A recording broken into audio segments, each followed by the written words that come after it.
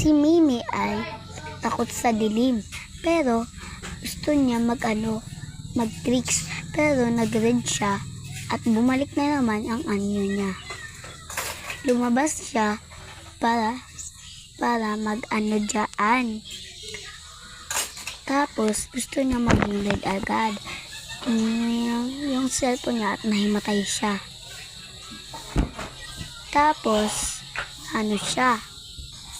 Tapos pagkaiha-iha, pumunta na siya sa espeho.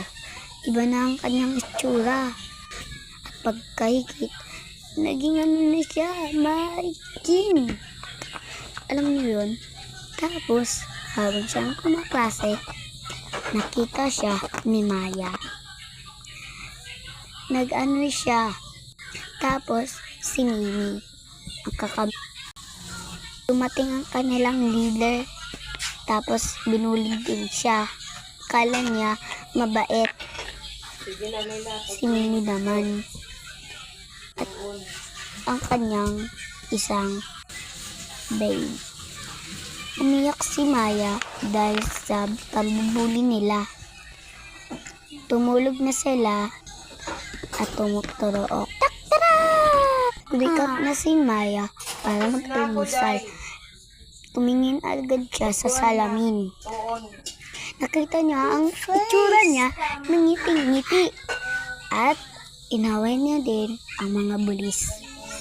Alam niyo yun? Tapos, habang siya nagkaklase, nakita siya ng mga bulis. Nakita siya ng leaders. Nakita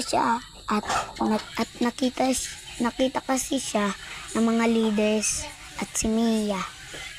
Tapos si Nia magalitin sa mga magagandang babae. Gusto niya maging magandang babae dahil gusto niya siya lang ang pinakamaganda at nagtakbuhan sila ng mga leaders nila. Pumunta silang tatlo kay Maya. Bye-bye, the end. Ay, wait lang. Bye-bye. Thank you.